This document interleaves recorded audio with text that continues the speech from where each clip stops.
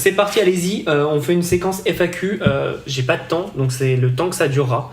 N'hésitez pas et bombardez niveau questions. C'est très très important. Donc je vais remonter un peu le chat parce que ça a vraiment bien parlé. Donc merci à tout le monde de participer. Ça m'a vraiment aidé. Alors le copywriter, tu as des livres qui en parlent. Il y en a un, je sais plus le nom. Attends, je vais essayer de retrouver ça vite fait. Copywriting. C'est des vieux livres en fait, parce qu'il faut savoir que le copywriting ça évolue pas, parce qu'en fait ça se base sur la psychologie des gens. C'est 7 livres pour apprendre le copywriting rapidement. Alors je vais voir si c'est intéressant là-dessus. Ah oui, tu as celui-là, je vais te le mettre, ça s'appelle Cashvertising. Celui-là apparemment c'est un des meilleurs. Je ne l'ai pas lu, alors je peux pas te le recommander, mais je sais que c'est un des meilleurs. Comment écrire des lettres qui vendent de Christian Godefroy, ça je sais aussi qu'il est bon parce que j'ai pas mal de retours. Et l'autre c'est lequel? C'est Hypnotic Writing. Alors il y en a certains qui seront peut-être en anglais, mais bon, faut gérer l'anglais pour se former parce que ils sont souvent en avance sur nous. Quelle stratégie de référencement pour le print on demand? Moi, ma stratégie, ça serait de faire un maximum de contenu. Parce qu'en fait, plus tu vas faire de contenu, plus tu vas monter ta marque. Et pour moi, en fait, au lieu de faire du dropshipping pur et dur, je miserais sur faire du branding et faire de la marque. Tout simplement. J'ai oublié de préciser pour tous ceux qui veulent participer au concours, cloche et abonnez-vous et likez la vidéo, très important. Sinon, ça ne marchera pas, j'aurai toutes les stats. Donc moi la stratégie de référencement ça serait de faire du contenu à mort parce qu'en fait ton contenu va venir te ramener du trafic. Moi j'ai un site qui est en print on demand, je fais 0 pub Facebook dessus, 0 pub Instagram, 0 AdWords et tout. C'est quelque chose qui est totalement et à 100% en organique et qui me fait alors c'est pas mon plus gros site hein, c'est quand en général je parle de 2 sites, je ne compte pas celui-là parce qu'il est tout petit, mais je dois faire 1500 de chiffre d'affaires par mois, tu vois, mais totalement en organique, donc c'est top, et tout ça parce que j'ai un compte Instagram et j'ai quelqu'un qui poste des photos dessus. Maintenant j'ai atteint 10 000 abonnés, donc j'ai débloqué le shopping Instagram, donc c'est encore plus facile pour la conversion, et voilà comment j'ai fait mon référencement. Donc c'est super simple. Je crois que je mets même pas de retargeting sur ce site-là pour montrer à quel point je m'en fous.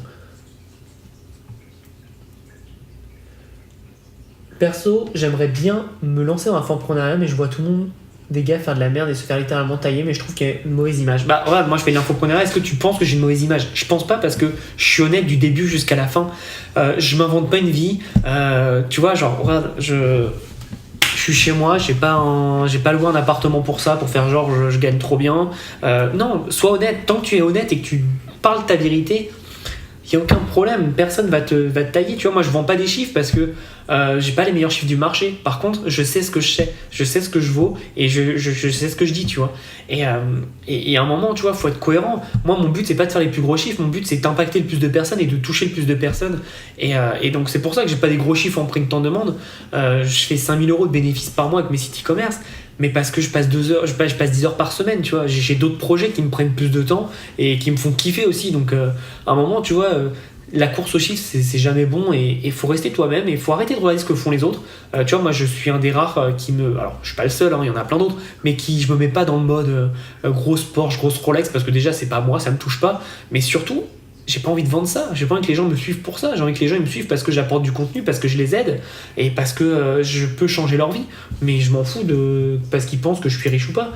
Je sais qu'il y a plein de gens qui pensent que j'ai déjà eu plein de commentaires, ouais t'es un mytho, on sait que c'est un fond vert parce que j'avais tourné une vidéo au Mexique, ouais on sait que c'est un fond vert, ben non c'est pas un fond vert, j'ai été en mars au Mexique, j'étais en mai, j'étais en juin, j'ai passé mon anniversaire là-bas, c'est pas un fond vert, j'y vais parce que moi mon délire au lieu de le mettre dans des grosses voitures, je le mets dans des voyages et ça me fait kiffer. J'adore voyager en business, dans des beaux hôtels, etc.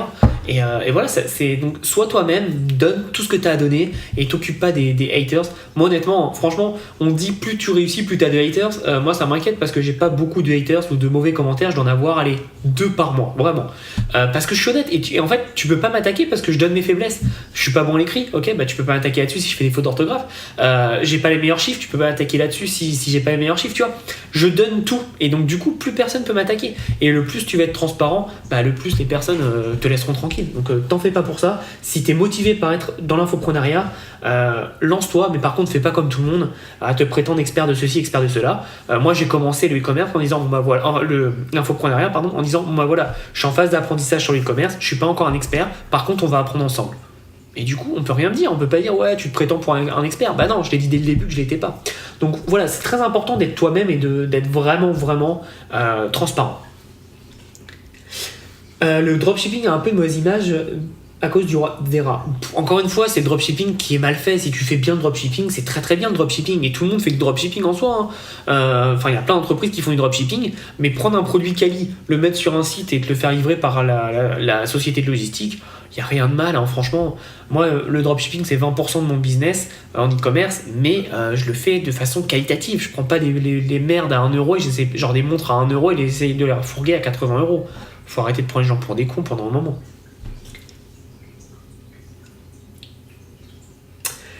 Présente-toi Thomas, raconte-nous ton histoire. Moi j'ai commencé en novembre 2016. Je venais d'arrêter mes études, j'ai commencé à vendre des produits sur Amazon FBA. Donc j'avais, j'en ai là. J'avais vendu ça, donc c'est des supports pour smartphone. Donc aucune formation, j'ai fait tout ce qu'il fallait pas faire, aucune formation. C'était des supports pour smartphone que tu mets sur ta voiture. Et du coup j'en avais pris je crois 150, bref. J'ai dû en vendre 75 parce que c'était la mode à l'époque, ça se vendait très bien. Donc j'ai été break-even, donc très bien. Par contre Amazon m'a bloqué, et c'est ça qui est chiant dans le marketplace. Amazon m'a bloqué tout simplement parce que je n'avais pas une certification de je sais pas quoi de l'année dernière, mais je pouvais pas l'avoir parce que je l'avais acheté une année avant. Enfin bref, un gros bordel. Du coup, mes produits n'étaient plus vendables, ils étaient plus listés sur Amazon et ils étaient à l'entrepôt. Moi, je voulais surtout pas les recevoir chez moi parce que Amazon. T'as bien vu mon appartement, quoi. J'ai un 45 mètres carrés, donc je vais pas m'amuser à emballer 80 boîtes de ces produits-là. Et donc du coup, j'ai dit à Amazon, détruisez-les. C'est con, mais détruisez-les parce que je peux pas les reprendre chez moi et vous voulez pas les vendre. Donc c'est ça la seule solution. Donc ils m'ont pas fait payer parce que normalement ils font payer quand ils détruisent des trucs, donc assez compliqué. Et donc justement en janvier, je suis allé au séminaire, au mastermind de Maxence Rigotier. Et j'ai rencontré Cyriac, mais j'ai rencontré quelqu'un d'autre qui s'appelle Roman Paillet, que vous devez sûrement connaître, qui m'a parlé du dropshipping avec AliExpress, etc. Et il m'a dit ouais, Amazon c'est bien, par contre tes clients ils t'appartiennent pas. Et j'ai fait waouh, j'avoue il a trop raison. Et du coup en fait ça m'a fait travailler. Et donc après je me suis formé sur le e-commerce. J'ai commencé avec Sébastien Cerise parce que c'était le seul en France au début qui faisait ça. Donc voilà, je me suis formé. C'était très bien pour un débutant, c'était très bien au début. C'était pas excessivement cher à l'époque, donc ça allait. Et donc j'ai commencé avec un site de camping, fiasco total. Ça n'a pas marché puisque je n'étais pas intéressé par la niche, parce que je comprenais pas et je pensais que c'était la niche qui marchait pas, alors que la niche du camping, tout le monde sait que ça marche. Pardon, je vais changer la slide. Quelle erreur. Et du coup après j'ai fait la niche de la cuisine. Pour ceux qui savent, j'ai un CAP cuisine parce que je suis passionné de cuisine, j'adore ça. Donc j'ai fait un CAP en un an, en 2014. En 2015 pardon. Et donc du coup je maîtrise très bien la cuisine. Et donc du coup j'étais beaucoup plus motivé. Donc c'est à partir de là j'ai commencé à vraiment bien gagner de l'argent avec la cuisine. Suite à ça je l'ai revendu et j'ai fait d'autres sites sur mes autres passions et sur des choses que j'aimais vraiment. Et voilà, j'ai commencé comme ça. En août j'ai commencé à faire des vidéos. Pendant 6 mois, comme je disais, à traverser du désert. Et en janvier j'ai sorti ma première formation sur le e-commerce que je vendais à 150€. Et voilà, c'était le début. Et puis en juin 2018, donc il y a un an, j'ai vendu ma première formation sur le print en demande. Tout simplement parce que j'avais fait des vidéos sur le print en demande et j'ai vu que ça avait plu. Donc je me suis dit, tiens, pourquoi pas. C'est quelque chose que je fais depuis le début. En fait, moi, depuis le début, j'ai fait du print en demande un peu au hasard parce que j'adorais ça et ça a été très vite une révélation pour moi. Et donc je me suis dit, pourquoi pas. J'avais aucun espoir. Honnêtement, je le fais comme ça, sans analyser le marché ni rien. Et ça a cartonné. Et depuis, il y a plus de 400 participants à la formation du print en demande. Donc c'est juste incroyable. Je m'attendais pas. Et en fait, entre juin 2018 où en infoprenariat, en fait, en mai, je gagnais 300€ et en juin, je gagnais 4400. Et en octobre 2018, je gagnais 10 000€ par mois et depuis, je suis à plus de 10 000 en infoprenariat seulement. Tu vois, il s'est passé 5 mois et voilà, c'était la révélation. Mais encore une fois, il n'y a pas de secret, j'ai bossé tous les jours. Il y a une vidéo qui sort tous les 2 jours, j'ai 6 emails par semaine, je fais 20 stories tous les jours au minimum sur Instagram. voilà, encore une fois, il n'y a pas de secret, je travaille, mais ça paye derrière, et voilà, et je suis encore personne, j'ai encore rien fait, il y a encore beaucoup de chemin à parcourir, mais j'adore, en fait j'adore, et j'ai plein d'objectifs, notamment un, c'est d'aller habiter aux États-Unis très très prochainement, mais ce qui me fait kiffer, c'est le chemin pour y parcourir, tu vois. Évidemment, je serais content quand j'y serai, mais tu sais, tout le parcours qu'il y a, et c'est là où tu peux savoir que quelqu'un est passionné ou non. Et moi, je suis passionné, je pourrais parler de business toute la journée, tu vois. Là, j'ai rien à vendre, on parle de business et tout. Il est 10h, enfin, il est 9h30, je pourrais aller regarder un film ou quoi. Mais j'aime tellement mon travail, j'ai tellement ce que je fais que je veux le partager avec le plus grand nombre de personnes. Et même si c'était gratuit, je le ferais. Heureusement, ça paye très très bien. Mais tu vois, c'est pour vraiment te montrer que faut être passionné par ce que tu fais si tu veux réussir. Donc voilà un peu mon histoire. Je l'ai fait courte, mais un peu ça. T'en penses quoi de la niche de vêtements de sport écolo ? J'en pense pas grand chose, parce que moi, si je veux acheter des vêtements de sport, je m'en fous que ce soit écolo, je veux juste qu'ils me permettent d'être bien quand je fais mon sport. C'est mon avis, encore une fois, je te dis pas que le marché n'est pas prêt. Encore une fois, faut faire attention quand vous demandez l'avis à des pseudo-gourous. Moi, je me pense vraiment pas être un gourou, hein, mais si on me demande un avis, tu penses quoi de mon site, tu penses quoi de mes produits, on s'en fout de ce que moi je pense, je ne suis pas ton marché. Moi, par exemple, je fais du basket, que les vêtements soient écolo ou pas, je m'en fous. Je veux juste que, bon, moi j'achète tout chez Nike parce que j'adore leur branding, j'adore leur marque et la qualité. Par exemple, Cyriac, lui qui fait du basket aussi, achète chez Adidas, tu vois. Et encore une fois, on s'est pas mal confronté à ça parce qu'au début c'était drôle parce qu'on aimait pas du tout, on aimait tous toutes les mêmes choses mais différemment. Donc c'était rigolo. Et tu vois, ça s'explique pas. Mais moi je m'en fous que ce soit écolo ou pas, je veux juste que quand je le mets, je me sente bien dans mes shorts, je me sens bien dans mon maillot, dans mes chaussures, etc. Donc c'est mon avis, mais après, voilà. Amy qui dit oui mais le POD est plus moralement acceptable selon moi. Non, encore une fois, moi je trouve pas. Il y a des gens qui font du print on demand, ils n'ont jamais reçu chez eux le produit pour le tester. C'est pas plus immoral que faire du dropshipping sans tester les produits avec des produits de merde.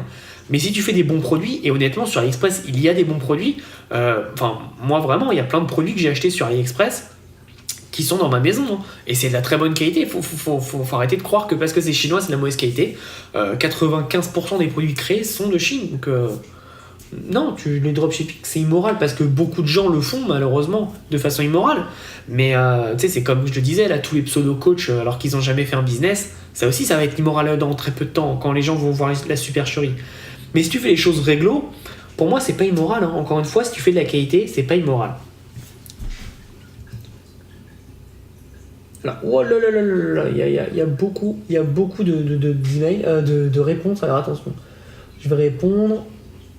Comment tu as trouvé l'envie de développer l'emailing dans ta stratégie ou ton équipe alors que ton aisance était portée sur l'oral ? Très très bonne question. Comment j'ai fait J'essaye de réfléchir en fait. J'ai toujours fait des mailings pour vendre, comme tout le monde en fait. Malheureusement, tout le monde fait des mailings pour vendre. Et c'est pas la meilleure technique parce qu'en gros, encore une fois, t'es que dans la demande quand tu fais des mailings. Et j'ai en fait shifté ça grâce à Cyriac justement. En gros, il m'a il m'a parlé de Greg Lagrange qui lui fait du mailing tous les jours. Et en fait, sa stratégie d'email, alors ils sont beaucoup mieux que moi, que les miens, ces emails, hein, on est d'accord. Mais du coup, moi, c'est comme ça que je l'ai mis en place. Au début, j'avais pas d'équipe pour rédiger mes emails, donc je les faisais moi, avec des fautes d'orthographe, des mots qui manquaient, des phrases qui voulaient rien dire parce que je suis pas bon à l'écrit. Et en fait, sa stratégie, lui, c'est il apporte du contenu. Donc, tu reçois son email, c'est un conseil. Et à la fin, en fait, il part d'un sujet global et il ressent petit à petit sur une formation. Par exemple, mon sujet du jour, je faisais une promotion sur le print on demand. Sujet du jour, c'était comment être meilleur qu'Amazon. Parce que j'ai un fournisseur en print on demand français qui permet de livrer en 2 jours, entre 2 et 4 jours, pardon. Sauf que tes clients ils t'appartiennent, donc tu enlèves tous les désavantages du dropshipping. Et donc en gros j'explique ça, je pars global, je dis bah voilà, Amazon ce qui est bien c'est qu'ils vendent 2 jours, etc., ça serait bien si nous ça pouvait le faire aussi parce qu'en dropshipping c'est pas possible, etc. Et je ressens petit à petit sur le print on demand, je dis à quel point le print on demand c'est intéressant, et à la fin je présente mon offre. Les gens achètent pas, je m'en fous, mais en tout cas, ils auront eu des conseils propres pour se rendre compte de l'importance de telle ou telle chose. Donc voilà comment j'ai mis en place ça. Donc de mémoire de juillet jusqu'à novembre, quand ma rédactrice, qui est maintenant devenue mon assistante, est arrivée, je le faisais moi, et puis après, c'est elle qui est passée et qui le gère de main de maître, et heureusement qu'elle est là. Et en fait, pourquoi j'ai continué à le faire ? Il n'y a pas de secret, hein, parce que j'ai vu mon chiffre d'affaires décoller. Donc à un moment, À un moment, je ne réinvente pas la roue. Je vois que ce que je fais, ça marche. Mon chiffre d'affaires décolle. J'ai aucune raison de l'arrêter. Quelle stratégie de référencement naturel pour Print on Demand? Ça, j'ai déjà répondu. En tant que jeune entrepreneur, comment est-ce que je conseillerais d'organiser entre la gestion d'une chaîne YouTube, d'un compte Instagram et d'un site e-commerce? Alors moi, ce que je te conseille, c'est de faire qu'un seul réseau social à la fois. Honnêtement, je te conseille YouTube et le site e-commerce. Le site e-commerce, c'est long à le mettre en place. Une fois que c'est mis en place, tu n'as plus trop de choses à faire, vraiment, sauf des petites rectifications, mais tu peux te dégager du temps pour la chaîne YouTube. Pourquoi je te conseille une chaîne YouTube plutôt qu'un compte Instagram? J'ai une vidéo que j'ai tournée il y a 1 an sur comment créer un site e-commerce. Elle m'a rapporté 50 000 vues. J'ai aucun post Instagram qui m'a rapporté plus de 10 000 vues. Donc tout simplement parce qu'un post Instagram, tu vas travailler dessus, mais au bout de 2 heures, de 12 heures, 24 heures, il va s'en aller.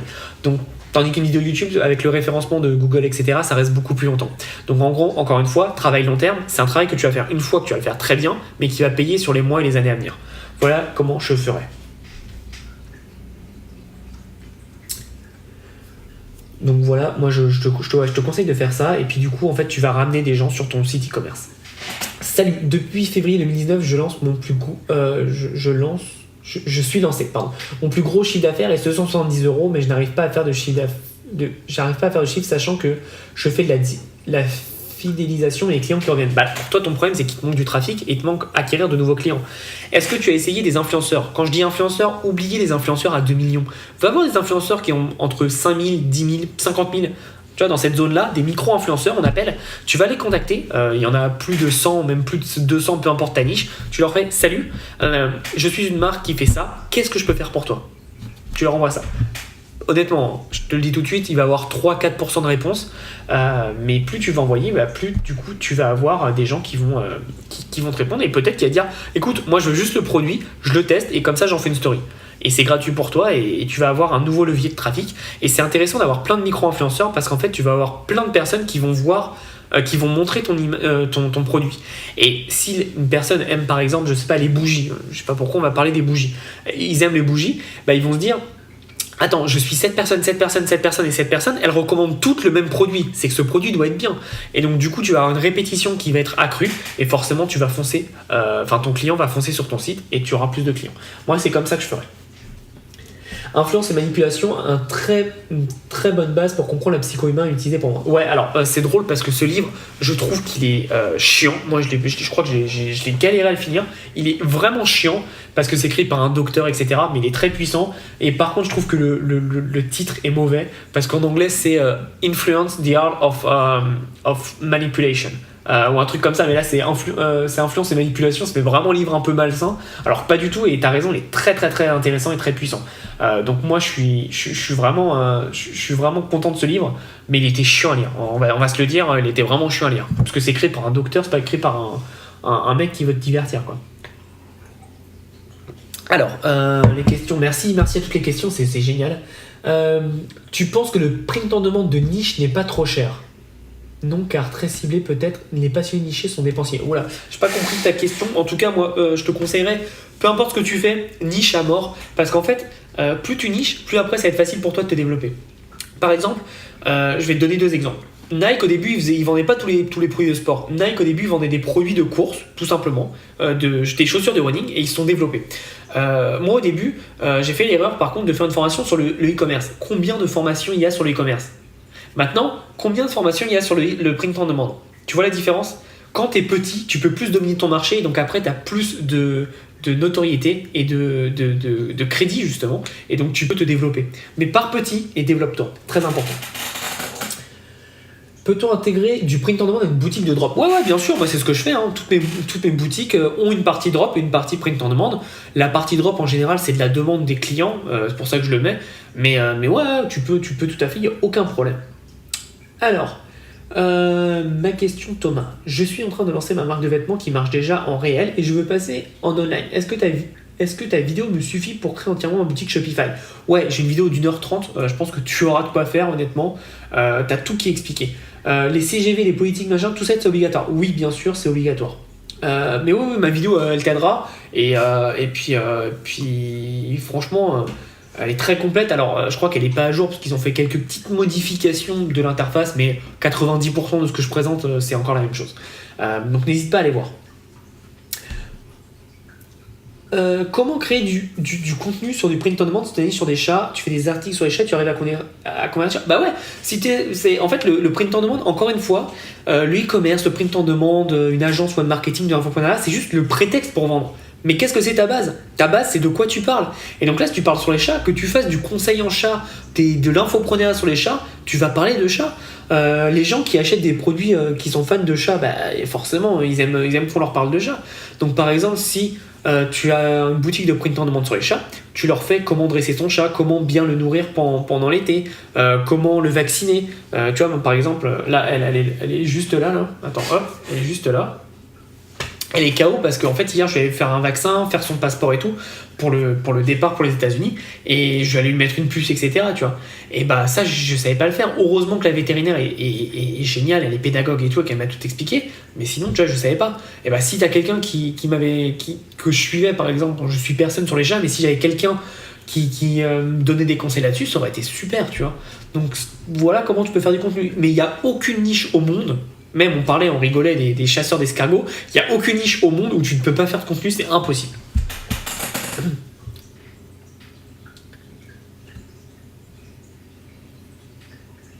5000 de bénéfices en 10 heures par semaine, tu me vends du rêve. Alors attention, c'est pas arrivé comme ça, j'ai beaucoup bossé, mais en fait, c'est ce que j'expliquais. Tu bosses pour créer des fondations, tu construis tout ça, et après, forcément, c'est plus de l'automatique. Mais à la base, il y a énormément de travail. À la base, j'ai pas travaillé 10 heures par semaine, je travaillais plus 100 heures par semaine à la base. Mais oui, forcément, tu arrives à ça, c'est le but. C'est le but d'avoir un business en ligne, c'est de l'automatiser au maximum. Comment analyses-tu les data pour mieux connaître ton persona pour le print on demand? Alors quelque chose qui va peut-être révolutionner ta connaissance, ça s'appelle les réseaux sociaux. Tu as tout sur les réseaux sociaux pour connaître ton persona. Donc tu fonces là-dessus et tu vas bosser. Tu bosses sur tous les groupes, sur tous les profils, tu analyses comment ils parlent, ce qu'ils aiment, ce qu'ils like, tout. Ça prend du temps, moi je prends en général 2 jours, mais bah devine quoi, ça paye.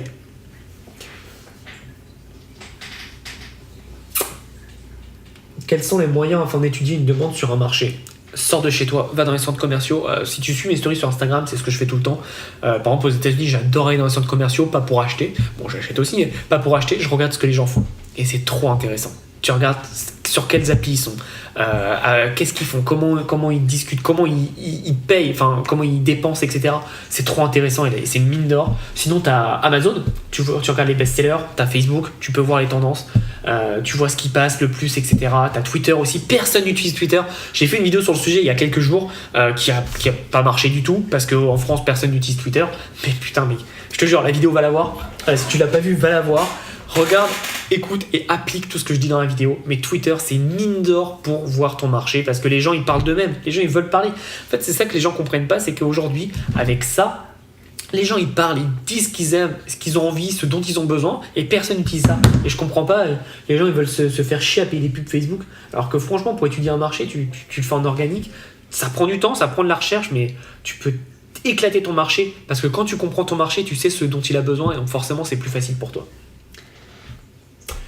Le dropshipping, je parlais pas en termes de qualité, mais je parlais en termes d'éco-responsabilité, travail des enfants, produits chimiques en maths. Ah ouais, bon là je suis d'accord avec toi. Après, ça dépend de quel fournisseur tu prends. Si tu es vraiment à cheval là-dessus, tu peux vraiment faire attention à voir si ce fournisseur fait ci, si ce fournisseur fait ça. C'est plus intéressant pour toi. Moi, c'est pas quelque chose qui me touche beaucoup parce que je fais pas beaucoup de dropshipping, pardon. Donc c'est pas quelque chose qui me touche beaucoup, mais c'est vrai que ça peut être un problème, on est d'accord. Tu pourrais mettre ta caméra en pleine page? Non, franchement, non. Je préfère. Il y a un petit logo là qui est super mignon, je pense qu'on va le laisser. Je suis tenté par la niche de la religion, seulement j'ai l'impression que les Français chrétiens ne revendiquent pas leur religion. Ouais, la religion catholique c'est un peu chaud, pourtant le marché de la religion, ça fait 1 an que j'en parle et je dis à tout le monde de se lancer dessus. J'ai fait une vidéo sur le sujet, j'étais à Rome, donc c'était fin juillet, et je dis que c'est une niche, il n'y a personne qui s'est mis dessus parce qu'en France on n'aime pas trop faire les trucs un peu underground. Il y a un Brésilien qui vend sur le marché américain sur la niche de chrétienne, catholique, pardon. Le mec il fait 1 million par mois parce que c'est même pas des passionnés, les gens, c'est la religion quoi. Et ils vendent trop de trucs, des produits dérivés de Jésus et tout, et c'est dingue. Après voilà, faut que ça soit en raccord avec tes principes. Voilà, moi c'est pas trop ça. Je veux pas. Moi, personnellement, hein, encore une fois, chacun voit midi à sa porte. C'est pas illégal, hein, mais personnellement, moi je trouve dans mes valeurs, je trouve ça délicat de vendre des produits dérivés d'une religion. Tu vois, c'est quand même un niveau assez chaud. C'est mon avis. Après, je dis pas que c'est mal. Si toi t'es ok avec tes valeurs, fonce. Franchement, fonce. Mais moi, voilà, moi c'est pour ça que je le fais pas. Mauvaise idée la religion, à la limite tout ce qui est Zen Bouddha. Non, Lucas, je te confirme, la religion c'est une très très très très bonne idée. C'est encore une fois mauvaise idée pour tes valeurs et pour ton point de vue, mais je t'assure que c'est un très très gros marché. Et Jésus, hein, on dit ce qu'on veut, Jésus c'est le premier marketeur du monde. Hein. C'est le mec, il a inventé le marketing, il est trop fort. Alors, pourquoi Romain Payet a subitement laissé tomber l'e-commerce avec lequel il réalisait un chiffre d'affaires depuis d'un million? Alors, de ce que j'ai entendu, je ne parle pas souvent, mais de ce que j'ai entendu, il est revenu au e-commerce. Il est reparti, il est revenu. Enfin, il aime bien tester beaucoup de choses. Et il a fait une interview où il expliquait que justement le e-commerce, ça le passionnait plus tant que ça au début. Donc voilà, tout simplement. Tu penses que créer une chaîne quand on a une boutique, c'est mieux qu'un compte Insta? Je vois pas trop faire 100 vidéos sur ma boutique et mes produits. Bah, moi je pense qu'en fait YouTube c'est en train d'exploser le marché parce qu'Instagram c'est en train de saturer. En gros, ce qu'il faut comprendre, c'est que Instagram et YouTube, c'est très tendance en ce moment, sauf qu'il y en a un où la barrière d'entrée elle est ridicule et un où la barrière d'entrée est difficile. La barrière d'entrée difficile c'est YouTube, la barrière d'entrée facile c'est Instagram. Aujourd'hui, combien de comptes de citations la business par jour se créent? Au moins plus d'une cinquantaine, honnêtement. Parce que tout le monde peut le faire. Et donc justement, ta compétition, elle est noyée. On est tous noyés sous tous les mêmes posts. Là, choisis d'être heureux, respire et ça ira mieux. Enfin, des trucs tout cons comme ça. Alors que des gens qui, par exemple, font des vidéos YouTube, bah, comme faut montrer sa tête, ou même faire de la vidéo, produire du contenu, c'est déjà plus compliqué. Forcément, bah, la compétition est moindre. Et donc forcément, tu pourras dominer ton marché beaucoup plus facilement. Et me dire, tu peux pas faire 100 vidéos sur un sujet... Mais encore une fois, c'est là, si tu veux faire des vidéos que sur tes produits, personne va regarder. Si tu veux faire des vidéos et c'est que des pubs, personne va regarder.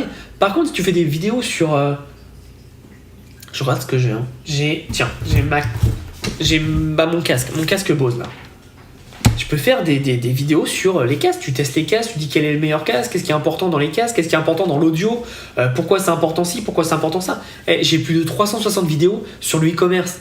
Bon, aussi maintenant, je me suis mis à beaucoup faire de business parce que je veux m'élargir et apporter un peu plus. Parce que comme on le disait avec Cyriac, au final, quand tu maîtrises le e-commerce, tu maîtrises le marketing.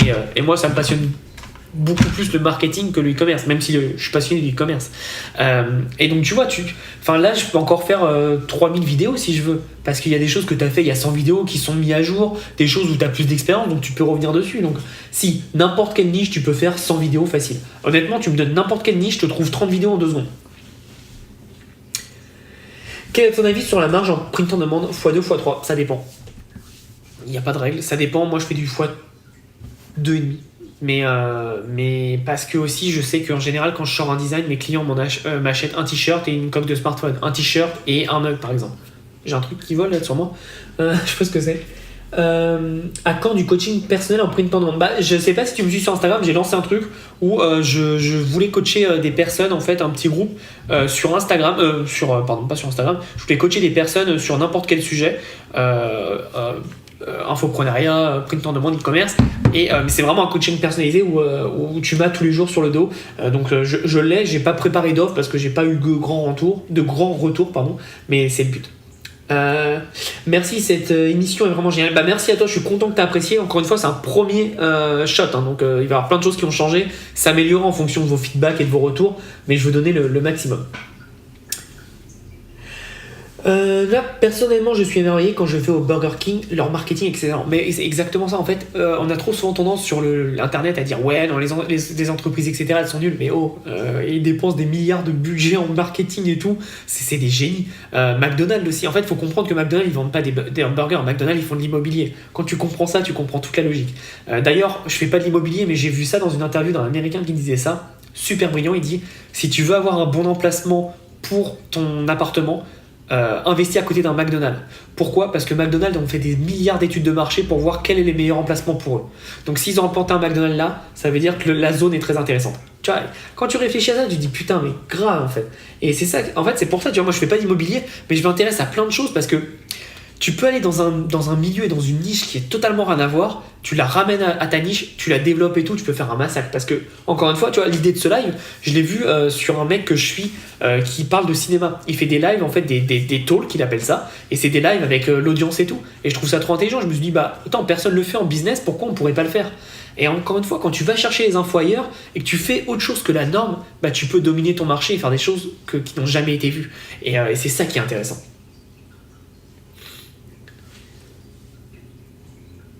Comment elle s'appelle cette boutique? Je suis athée, je vais pas me gêner.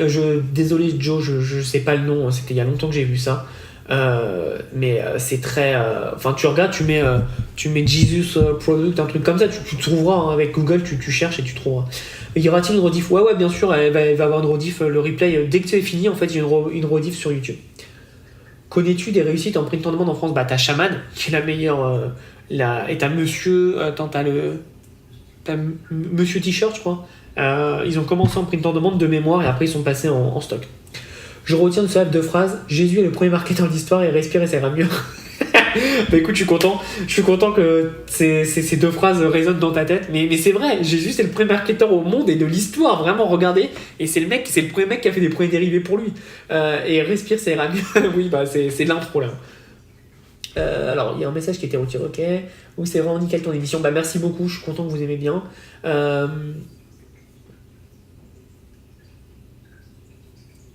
Je l'ai vu aussi, Olivier Sauban ou Tammy Cabas, je crois. Alors oui, alors attention, hein, parce que c'est pas parce que eux l'ont dit que c'est sûrement eux qui l'ont inventé. Moi je sais que je l'avais vu il y a quelques années chez un américain, donc faut faire attention aux sources, mais Olivier Sauban comme Tammy Cabas, de ce que je connais, de ce que j'ai vu d'eux, je les connais pas personnellement, c'est des mecs très bien et ça se voit qu'ils sont très très très... Eux pour le coup, ça se voit qu'ils sont experts dans leur domaine respectif. Quand tu fais du print on demand, tu crées des t-shirts un peu de basketter. Alors non, alors moi, je pense que si tu dis ça, c'est que tu me connais pas, je ne fais jamais de la qualité de merde. Tout ce que je fais dans n'importe quel type de business, c'est de la bonne qualité, parce que je ne me sentirais pas bien de faire de la merde. Voilà, tout simplement. Réfléchissez, devenez riche, non, père riche, père pauvre. Je sais plus, honnêtement. Je sais plus. Non, je crois que c'est pas un livre, c'était une interview d'un mec, je crois. Le fondateur, ouais, moi je l'ai vu en anglais, c'est le founder. The Founder, c'est le film sur McDonald's. En fait, c'est pas vraiment sur McDonald's, c'est ça qui est génial, c'est que c'est sur le mec qui a racheté McDonald's. En fait, McDonald's à la base, c'est deux frères, c'est les frères McDonald's qui faisaient des petits burgers. Et le mec, il a trouvé Ray Kroc, donc à qui on attribue McDonald's, a trouvé le système tellement génial, il a fait ok, je vais être votre franchise. Et au fur et à mesure, il avait tellement de franchises qu'il a racheté les parts aux frères et il a explosé McDonald's. Il y a eu des procès, etc., qu'ils ont perdu, les frères McDonald's. Et McDonald's est devenu ce que c'est aujourd'hui. Et c'est juste surpuissant des histoires comme ça. Es-tu d'accord pour dire qu'un bon entrepreneur vit dans un corps sain? Oui, parce que je pense que tu ne peux pas être un bon entrepreneur avec un esprit sain si tu n'as pas un corps sain. Ça me paraît tout à fait logique. Mais attention, hein, c'est pas parce que tu n'as pas un super corps que tu n'as pas un corps sain, tu vois ce que je veux dire. Un bon marketeur peut-être, mais il n'aura pas profité de son vivant. Bah non, ça c'est clair que lui il était pas là, il était pas venu là pour profiter de la vie, Jésus. On peut commencer avec le millionnaire thème. Je ne sais pas du tout de quoi tu parles, Grégory, essaye de préciser. Que penses-tu de la niche des chaussettes? Très très très tendance, encore une fois attention à qui tu cibles, très dur, c'est très tendance, mais qui tu cibles, comment tu gères, voilà, c'est compliqué. Le film sur McDo est énorme, ouais, il est vraiment génial, c'est un de mes films préférés honnêtement. Tu vois, moi bizarrement tout le monde a kiffé le Loup de Wall Street, moi j'ai détesté, c'est pas du tout mon univers, la drogue et tout, tromper sa femme et tout, moi j'aime pas, j'ai pas du tout aimé. Après le coup de l'arnaque, des arnaques etc, tu vois c'est malin, mais voilà, moi c'est pas, tu vois, ce genre de film là je suis pas fan, alors qu'un film genre The Founder j'aime vraiment beaucoup. C'est intéressant de voir comment il a créé, il a tout créé. J'adore le moment où il optimise la cuisine de McDo. Bah exactement, et moi qui ai fait de la cuisine et tout, et j'adore le monde du fast-food, haut de gamme, encore une fois, ça me fait kiffer. Quand je vois ça, je fais wow, putain, c'est tellement puissant, et c'est tout à 1 millimètre à la seconde. Combien as-tu de business différents? Alors, j'ai 2 entreprises en fait, mais j'ai plusieurs business. Donc, j'ai une première entreprise qui est la française, et j'ai une autre entreprise qui est une NLC, donc Je suis CEO de mon entreprise. Donc tu vois, je le dis pas partout parce que je trouve ça ridicule. D'ailleurs, ça me fait marrer les gens sur Instagram qui mettent CEO de leur entreprise française. Non, t'es pas CEO, t'es juste gérant, c'est tout. Alors oui, c'est moins classe, mais c'est comme ça. Donc j'ai 2 entreprises. Aux États-Unis, c'est mon agence web marketing spécialisée dans les restaurants justement. Et en France, j'ai 3 business avec mon entreprise qui est du e-commerce, la vente d'infoproduits et mon agence web marketing. Steve Jobs se droguait et ne se lavait pas pour info. C'est un hippie qui passait son temps à vivre les pieds nus dans la forêt. Ouais, mais à côté de ça, je sais pas si tu connais toujours Steve Jobs, mais à la fin, tu sais, quand il a eu son cancer du pancréas, si je me trompe pas, il devait mourir, mais il a tenu 8 ans de plus juste parce qu'il mangeait que des légumes, que des fruits, etc. Donc c'est assez intéressant. Le fondateur, c'est sur Netflix. Je sais pas, j'ai pas Netflix, donc regardez si c'est sur Netflix, répondez-lui. Mais en tout cas, sinon c'est en VOD sur toutes les plateformes, parce que c'est sorti en 2016, je crois, 2017.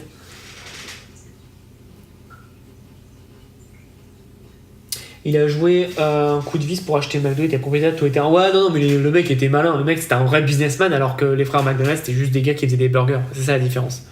C'est donc très très puissant. Tu penses quoi des box par abonnement? Très bon, encore une fois, très très bon. Si tu as un bon produit qui se commande par abonnement, c'est très très bon et très puissant. Et surtout, ça permet d'avoir un récurrent, donc c'est plutôt pas mal. Parce que du coup, les gens oublient, mais si par exemple, ta box abonnement te coûte 20 €, bah tu sais que ton client, tu peux te le permettre d'acheter plus de 20 €. Parce que derrière, il va pas rester qu'une fois. Ou alors, c'est que ton produit est vraiment mauvais. Mais il faut regarder ton taux de rétention. Si par exemple, ton taux de rétention, c'est 3 mois, ça veut dire que tu peux te permettre de lâcher jusqu'à 60 € pour acquérir un client. Et ça, c'est plutôt pas mal.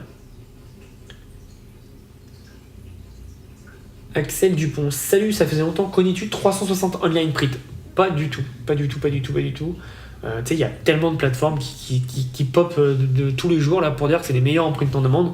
Honnêtement, j'en ai testé, je pense que j'ai testé 90% du marché. Les meilleures, c'est celles que je recommande dans mes vidéos. Pas plus, pas moins. D'ailleurs, à propos de ça, il y a une petite annonce qui va bientôt tomber. J'ai fait une bonne vidéo pour expliquer un petit fournisseur que j'aime bien.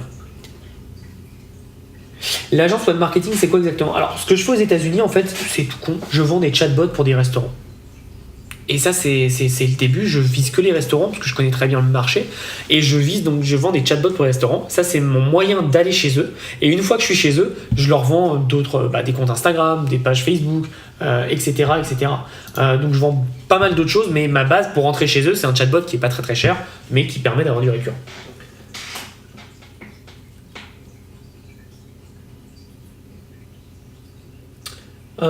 Par contre, le livre autour du millionnaire, j'ai vraiment pas aimé. A contrario, Influence Manipulation est magnifique. Bah, tu vois, c'est drôle parce que moi j'ai adoré et j'ai pas aimé Influence Manipulation.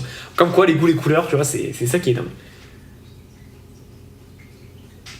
Honnêtement, Lucas, prends-le, sauf si tu gagnes. Mais je te conseillerais de le prendre, l'autoroute du millionnaire, parce qu'il est vraiment top. Écoutez, ça fait 2 heures qu'on est là. Le fournisseur français qui livre rapidement, ils font les chaussettes? Non, malheureusement non. Non, ils font pas de chaussettes. Pas encore, en tout cas, pas encore. Je peux les tanner pour le faire, mais pas encore.